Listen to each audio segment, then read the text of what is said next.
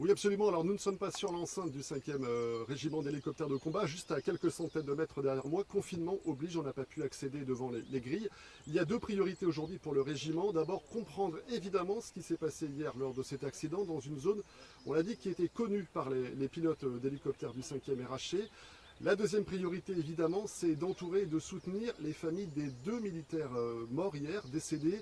Un adjudant-chef de 38 ans, originaire de l'île de la Réunion, père de trois enfants, marié, et puis un jeune brigadier de 25 ans, originaire d'Île-de-France. Le 5e RHC qui doit faire face à un nouveau drame, 5 mois à peine après, eh bien, vous vous en rappelez, la mort de ces 13 militaires au Mali lors de l'opération Barkhane. 7 de ces 13 militaires étaient basés ici à Pau.